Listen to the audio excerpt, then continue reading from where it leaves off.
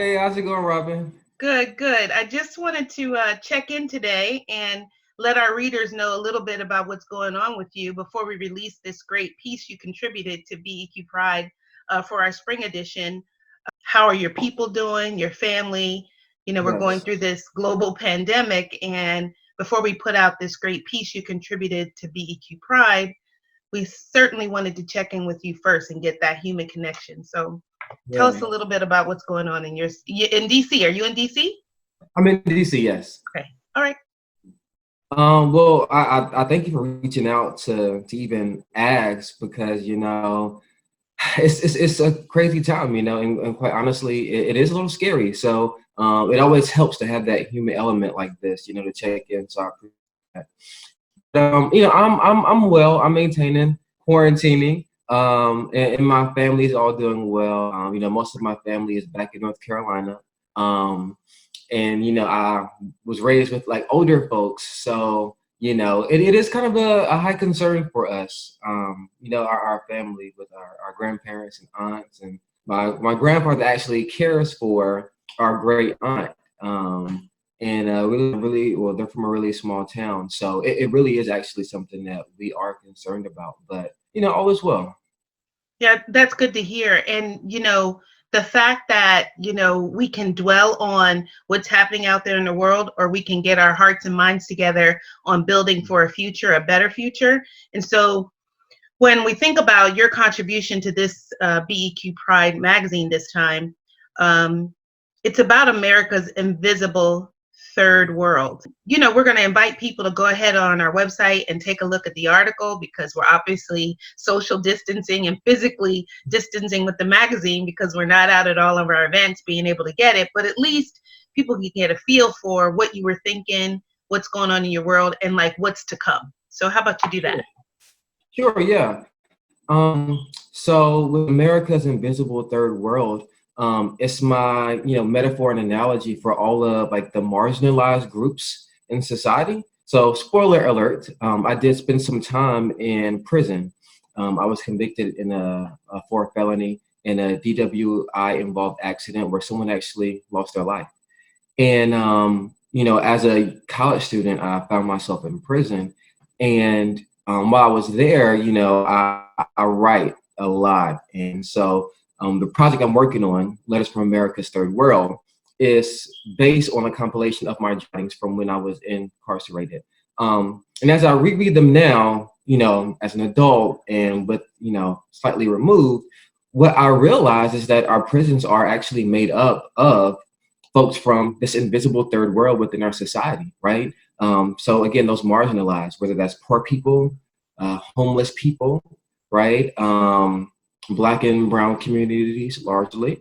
People And that are so substance that's, abuse, people with substance abuse, excuse me, yes, people with substance abuse mental issues, illness. mental There's health. just, yeah. Yes, that's really who the bulk of what makes up our prison population, and so it fit within the parameters of what I saw and felt as a third world. And even now, if read a lot of headlines, that actually is a big concern for a lot of prisons. How do you contain the virus when people are in such close quarters and that kind of thing?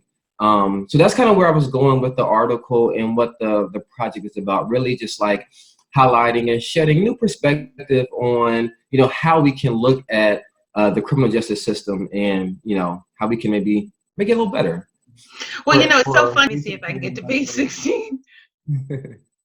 Yeah, here we go. America's invisible third world. And we got you right there, shiny, bright, got your hat on, looking all cool, and then really sharing with us some insights. And your contact information is also in the article in our website. So, we really, really appreciate having you contribute, and we want to stay in touch and know how things are progressing. And at any point that we can support you, I know you have some music, right? Am I allowed to say that? You got music. yeah, yeah.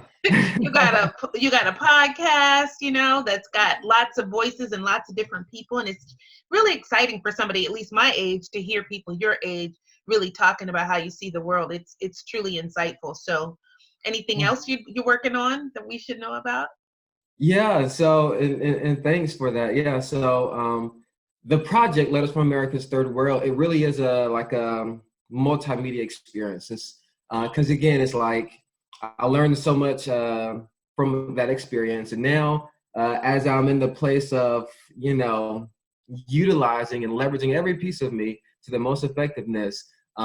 Music is a thing that I saw in my journals. I said I wanted to do because I've always written music, and so that's part of the project. So there's a podcast which you can find on Spotify, Apple Podcasts, Google Podcasts, iHeartRadio, Stitcher, Breaker, Overcast, all that, called Letters from America's Third World. And then we'll soon be releasing a soundtrack that goes with it. And just to give context, again, this season of the podcast is themed healing, dealing, and reeling. And so what the soundtrack is really going to do is really going to take you on that journey of healing through my experience. So, we'll start with defining the third world, and we'll go through the journey to ultimately where I'm at a place now where I'm healed from it, and ready to really take life by the reins. So that's the other part of the project. Now, I think this is so fabulous. I mean, this is my Gen X move, raising the roof. But I just want to say I'm really happy to have you as a part of our family here and sharing your experience and your perspective. I'm so excited for you. I can't wait to hear the soundtrack and to read all about your successes. And please know that we're here here at BEQ, Pride, and Business Equality Magazine in general, here for you and to support you. And I'm thankful. Thank you for your time today. Oh, thank you so much. Be safe. Okay, you too. Bye-bye. All right, take care.